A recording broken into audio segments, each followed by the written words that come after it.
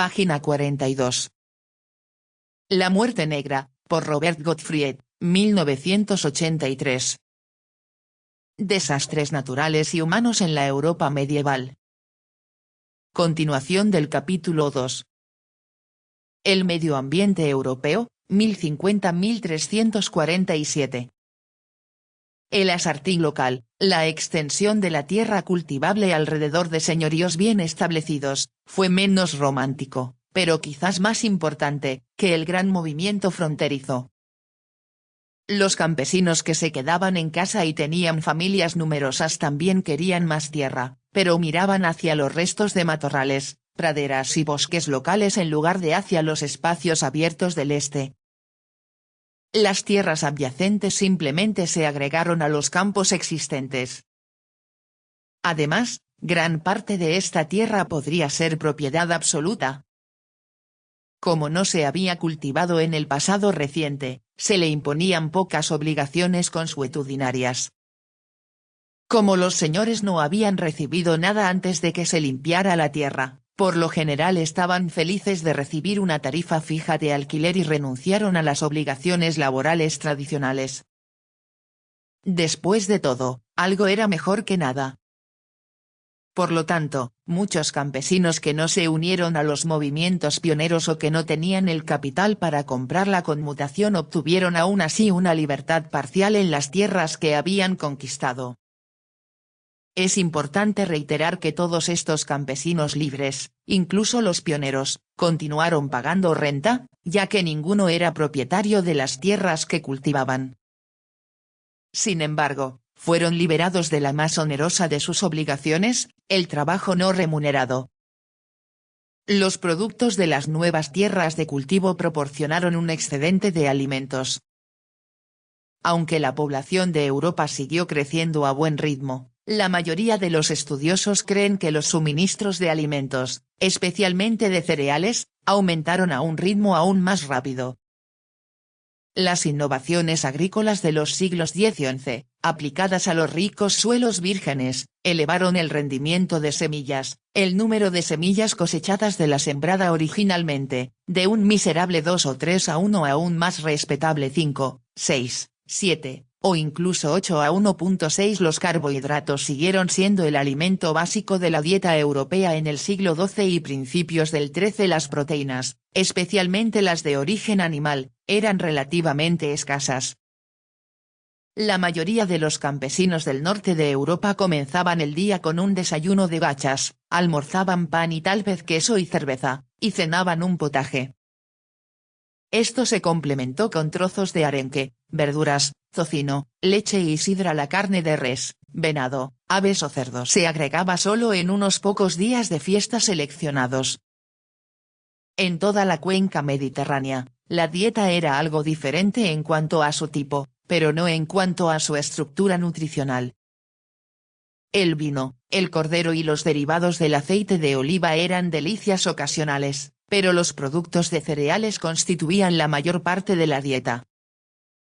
Aún así, el consumo de calorías per cápita probablemente fue mayor de lo que había sido durante siglos. Europa estaba creciendo en todos los sentidos. A finales del siglo XII se produjeron otros cambios importantes en el sistema señorial. Muchos señores, habiendo concedido conmutaciones, abandonaron el cultivo directo de sus propiedades. Supervisar a los trabajadores que se quejaban o no estaban dispuestos era difícil, e incluso un señor y su séquito solo podían comer una cantidad limitada de comida.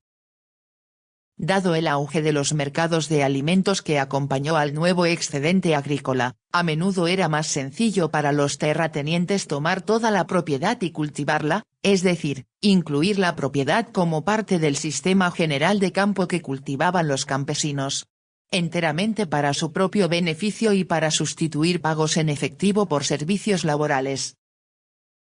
De hecho, los señores se convirtieron en rentistas y obtuvieron ingresos fijos de sus propiedades en lugar de cultivarlas directamente. Estos cambios en la economía rural de Europa estimularon el desarrollo de una organización económica eficiente que, entre otras cosas, proporcionó incentivos para el beneficio material personal. Antes de mediados del siglo XII, el sistema señorial era ineficaz y derrochador. Los agricultores que poseían tierras a cambio de tarifas fijas y no podían adaptarse fácilmente a las nuevas condiciones del mercado tenían pocas oportunidades de aumentar sus ganancias. Sin embargo, los cambios económicos y tenenciales de los siglos XII y XIII alteraron todo esto. El crecimiento demográfico y el aumento del consumo de alimentos per cápita alentaron una mayor producción. Ahora se daba prioridad al cultivo hábil, ya que cualquier excedente de alimentos podía venderse con cierta ganancia. En la década de 1180 se había desarrollado una economía de mercado en toda la Europa rural. El fruto de la economía rural de Europa contribuyó a dar lugar a una verdadera revolución urbana. La combinación de excedente de alimentos y aumento de la población significó que menos personas tuvieran que vivir directamente de la tierra. Hubo una creciente especialización de la producción no alimentaria, particularmente en áreas con acceso directo a grandes ríos o al mar. El transporte terrestre de bienes a granel, como alimentos, era generalmente demasiado lento y peligroso para ser rentable, y en áreas con tierras de cultivo no óptimas. En efecto, las ciudades establecidas crecieron junto con los asentamientos rurales, y se fundaron y florecieron nuevas ciudades, sobre todo en el norte y centro de Italia, los Países Bajos y el norte de Alemania. Se duplicaron las antiguas rutas comerciales y se crearon otras nuevas. Los comerciantes italianos llevaban mercancías de Asia y Oriente Medio a los mercados de toda Europa. Se desarrolló un grupo mercantil e industrial, o burguesía, cuyo principal activo era el capital líquido y no la tierra. En Italia evolucionó un sofisticado sistema bancario, crediticio y de seguros y, a principios del siglo XIII, fue posible atraer inversores a las empresas porque las ganancias eran muy altas y los riesgos comparativamente bajos. Algunas partes de Europa, especialmente las ciudades de Flandes y Toscana, incluso desarrollaron una industria empresarial cuasi capitalista. El desarrollo económico fue tan pronunciado que muchos estudiosos llaman a esta era la era de la revolución comercial. El gobierno también se expandió desde el siglo XI hasta principios del XIII. Una población más rica significó nuevas fuentes de fondos para reyes, señores y príncipes mercantes. Los crecientes ingresos fiscales se utilizaron en gran parte de Europa para construir burocracias incipientes, dotadas cada vez más de funcionarios legos, y para contratar soldados profesionales.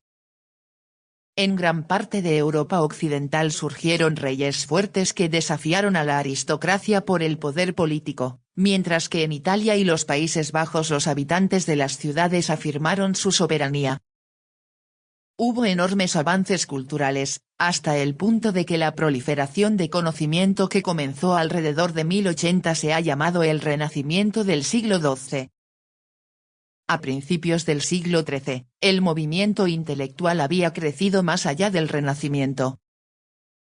El aprendizaje se había vuelto tan extenso y complicado que la educación superior, al igual que la actividad económica, se especializó y se institucionalizó en las universidades.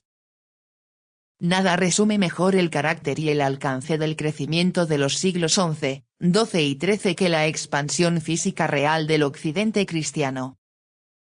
En Europa Oriental, se llamó Dran nach Osten, o impulso hacia el este, la incorporación bajo los auspicios alemanes de muchos pueblos eslavos a la comunidad europea en general.